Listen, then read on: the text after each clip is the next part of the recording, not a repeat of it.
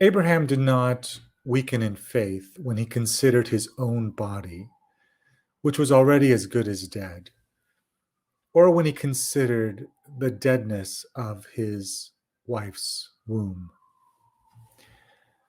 When Paul retells this story of Abraham and Sarah, he leaves out a very important detail. In Genesis 17, God meets with Abraham, and God tells Abraham once again all the promises that he has for him. God says to Abraham, Abraham, you will be fruitful. You will be the father of a multitude of nations, and you will inherit this land of Canaan as your possession forever. And a little later on in chapter 17, after Abraham has heard these promises, he falls down on his face and he starts laughing. And he says, he thinks to himself, I'm almost 100 years old. My wife is almost 90. How can we possibly have children? One chapter later, in Genesis 18, a similar story happens with his wife Sarah. Three men visit Abraham, and one of them says to his wife, when I come back, Sarah, you will have a son. And Sarah hears this and thinks to herself once again, I'm so old, and my husband is so old. How can this be possible? And she starts laughing too. On Ash Wednesday, a couple weeks ago, and this past Sunday, the first Sunday in Lent, Canon Malloy and I have been telling you that we really need to reframe Lent this year. That Lent, in a time of coronavirus, in a time when all we've been doing for a year is fasting, needs to be reframed. There needs to be a different emphasis. In thinking about Abraham and Sarah and their laughter can give us another way to do this.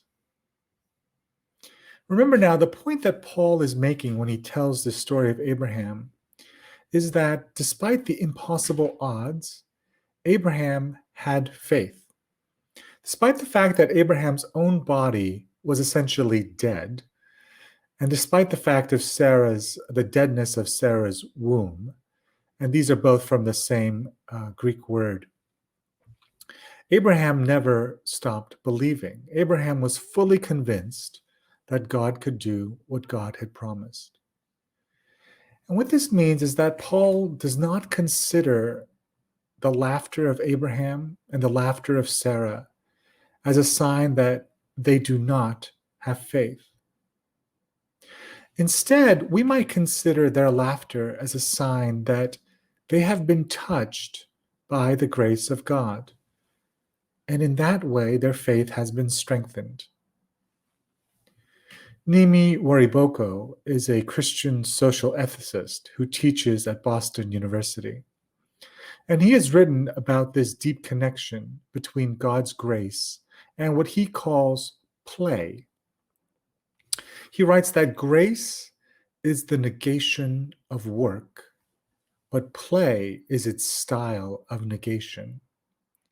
And what he means is this. He means that the way we experience God's grace in our lives, what he calls its style, is as play. And when he says play, he doesn't mean something that's trivial or worthless. He calls it play because it's something that's not necessary. You don't have to do it. He calls it play because it doesn't have a particular purpose. Think of children playing. There is a spontaneous vitality in their play. For this reason, Jesus says, unless you change and become like children, you will never enter the kingdom of heaven. And we can extend this idea of play to laughter. Laughter can be how we experience God's grace in our lives, and through that experience, how our faith can be strengthened. Now, having three boys under the age of 6, during a pandemic with a wife who works full-time and I work full-time has not always been easy. A couple months ago, my wife and I decided to plan a nice meal just to break up the monotony of the lockdowns. And so that day I had spent a lot of time cooking. My wife had set the table very nicely. She had gone out and bought flowers, and we had worked frantically to clean up our apartment. And so we sat down to dinner, we said our prayers, and within literally 30 seconds, all three of our boys had gotten up from the table. One of them needed to go to the bathroom, and the other one needed to check on this elaborate toy structure he had built. He wanted to make sure it was still standing. And our youngest son just followed. He follows his older brothers wherever they go. So he just got up from the table and followed them. And 30 seconds later, we heard a crash. This elaborate toy structure had fallen down. And we heard screaming and fighting. Two of our boys started fighting. And then our son, who was in the bathroom, started screaming. He needed help. He had had an accident.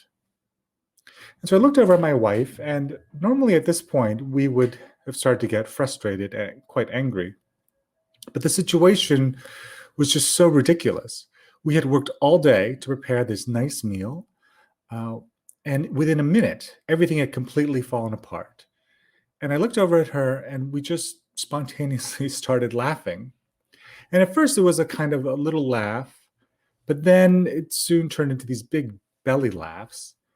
And soon I was laughing so hard that I started crying. And there were tears of frustration, but also of relief, and also of a kind of joy at the complete absurdity of what was happening, and frankly, the absurdity of the past 12 months.